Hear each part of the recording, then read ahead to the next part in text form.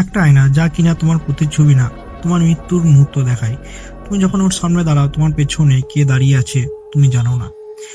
এক আয়না নাকি যে একবার দেখে সে 7 দিনের মধ্যে মারা যায়। তুমি কি সাহসী? তাহলে শুনে যাও পৃথিবীর সব থেকে ভয়ঙ্কর আয়নার গল্প। 2019 সালে রাশিয়ার এক প্রত্যন্ত গ্রামে এক অদ্ভুত পুরনো বাড়ি পাওয়া যায়।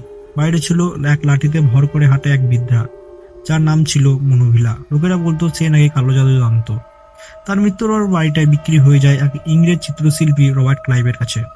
সে বাড়ির ভেতরে একটা পুরনো ছাই রঙের কাঠের ফ্রেমে আটকানো এক বিশাল আয়না খুঁজে পায়। আয়নাটির সামনে একটা লাইনে খোদাই করা ছিল।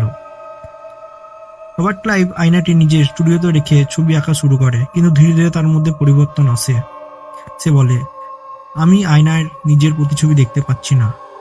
আমি দেখছি এক লোক, আমার মতো দেখতে কিন্তু গলা কাটা, আর তার পেছনে একটা হাত আমাকে টানছে। প্রতিদিন রাতে সে ঘুম ভেঙে চিৎকার করত, তারা আমাকে টানছে। আয়নার ভেতরে কে যেন নিয়ে যেতে চায়। তার বন্ধু এক রাতে ভিডিও ক্যামেরা বসায় তার ঘরে। সেই রাতে লোক উঠে দাঁড়ায়, আয়নার সামনে যায়, আর ক্যামেরার দেখা যায় সে নিজের গলা নিজে কেটে ফেলে, কিন্তু তার চোখে আয়নার দিকে তাকিয়েছিল, হেসে চুপচাপ। তার মৃত্যুর পর পুলিশ যখন ঘটনাস্থলে যায়, তারা আয়নার দিকে তাকিয়ে অবাক হয়ে যায়। আয়নায় স্পষ্ট দেখা যায় লোক সেখানে দাঁড়িয়ে আছে, জীবিত, কিন্তু তার মুখে সেই একই হাসি আর রক্ত ভেজা গলা। পুলিশ আয়নাটা সরাতে চায়, তখন 3জন পুলিশ অফিসারের মধ্যে 2জন পুলিশ 7 দিনের মধ্যে দুর্ঘটনায় মারা যায়।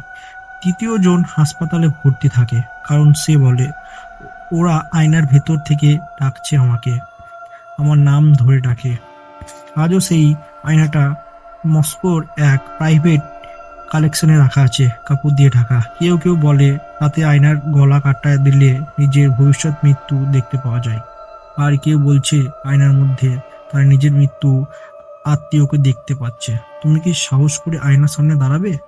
খেয়াল রাখো, তোমার পেছনে কেউ দাঁড়িয়ে থাকলে ঘুরে তাকিও না, কারণ আয়না সব মনে রাখে। আয়নাকে তুমি ভুলতে পারো, কিন্তু আয়না তোমাকে ভোলে না। Subscribe.